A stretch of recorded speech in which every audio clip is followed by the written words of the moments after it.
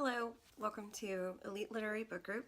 I'm Rachel Beck, and today I'm going to talk about how you could use Pride and Prejudice for the AP test on the Q3 question. So I'll preface this by saying that I'm not planning on doing a course because I don't normally use Pride and Prejudice for trying to prepare students for a Q3. But since some people I know are reading it and are going to use it, I've been thinking about how you might be able to get a different interpretation than what other people might come up with. The problem is with this book is even though it's a masterpiece, it's very hard to talk about it without just focusing on plot. And that's the problem with any text that you use for AP. You have to avoid plot. And so you have to talk about the novel in terms of kind of a literary theory or interpretation. So the interpretation can't be obvious. Obviously this is about marriage and social class, but you have to approach the topic and make a claim about it that maybe somebody else isn't seeing. And so what I was thinking is to start with criticism first. This was from Emerson, and his response to the novel is this, and then I'll talk about how you can address it maybe. He says, "I am at a loss to understand why people hold Miss Austen's novels at such high rate, which seem to me vulgar in tone, sterile in artistic invention, imprisoned in the wretched conventions of English society, without genius, wit, or knowledge of the world. Never was life so pinched and narrow. The one problem in the mind of the writer in both the stories I've read, Persuasion and Pride and Prejudice, is the marriageableness. All that interests any of the character introduced is still this one. Has he or she the money to marry?" Okay, so, and I'm a fan of Emerson, but I think that Jane Austen was a little bit before her time, and it was hard to take this, even just novel writing, seriously. So one of the things that ways I thought about addressing this is to take a feminist approach to it.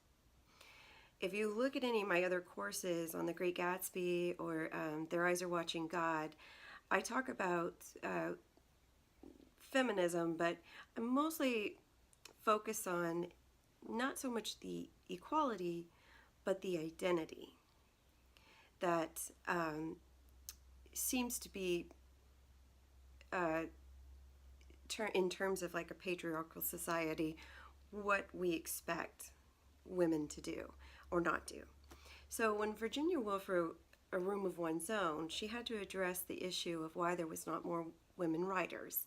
And what she said was basically because they didn't have the space, the time, the money, the room, not just a physical room, but the mental room that it takes to be creative and write.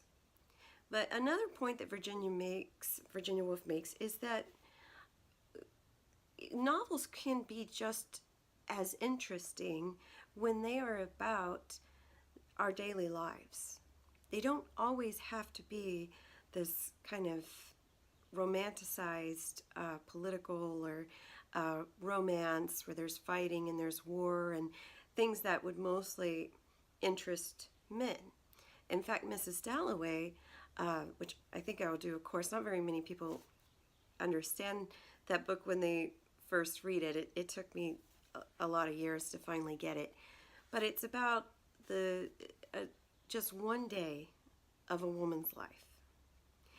And I think she does that kind of on purpose to show that there is something worthy of our daily experiences, just the psychological effects of the family life and society. So when I look at this criticism, the first thing I have to say is when he emphasizes marriage, that was very important.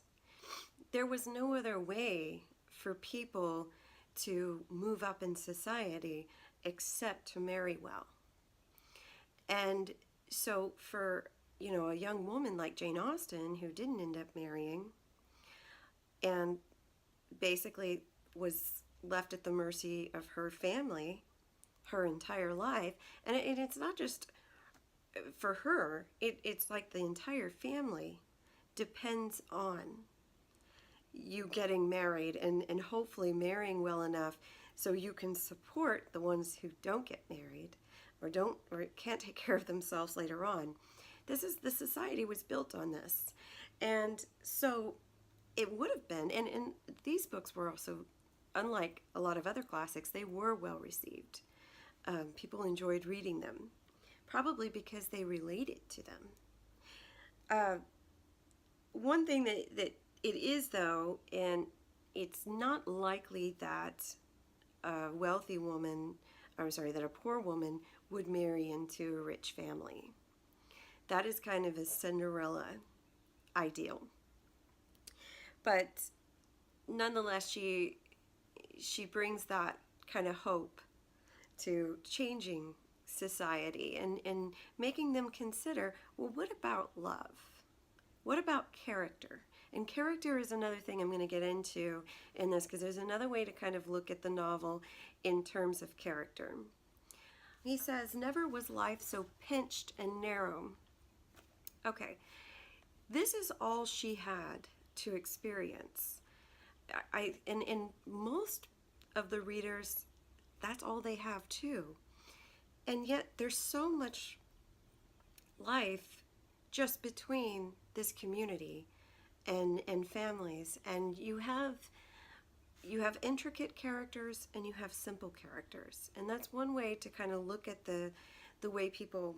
One of the famous lines in literature comes from this book, and it's the very first sentence. It is a truth universally acknowledged that a single man in possession of good fortune must be in want of a wife.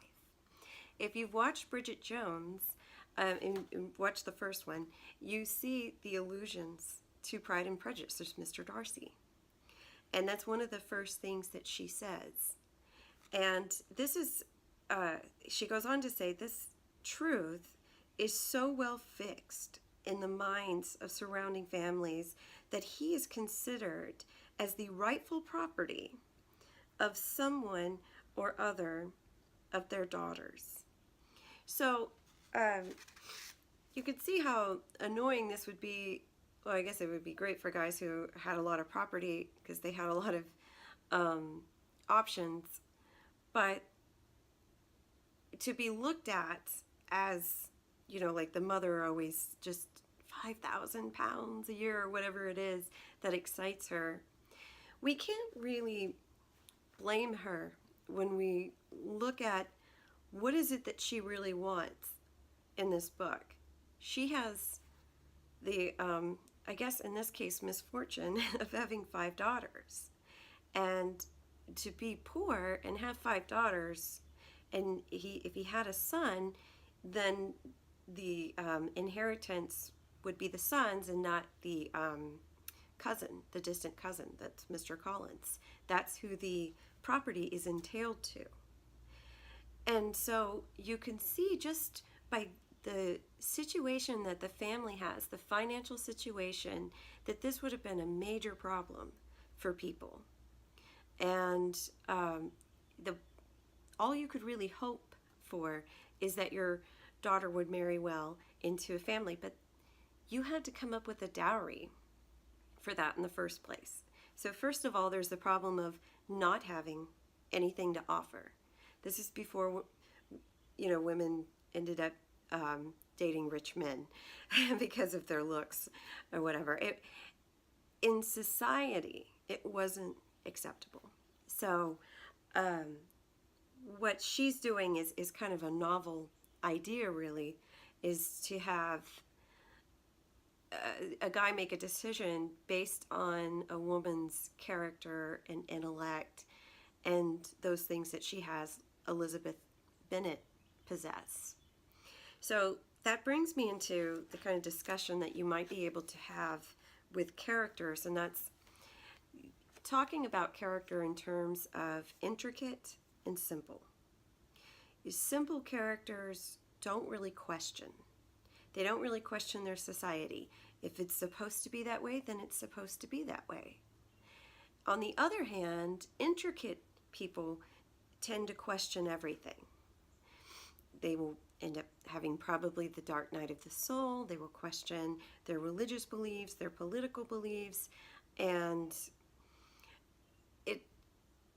it's different with that kind of mindset. It's not what, especially someone of that intellect and that critical thinking, you can see how the other characters are looking at Elizabeth. This is not normal for a woman. It's not normal behavior.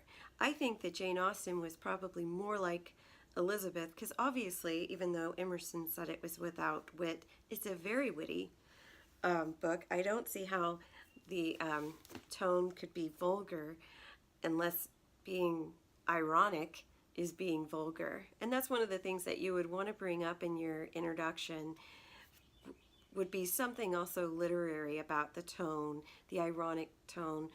Where's Jane Austen in all of this? And thinking about what she's thinking.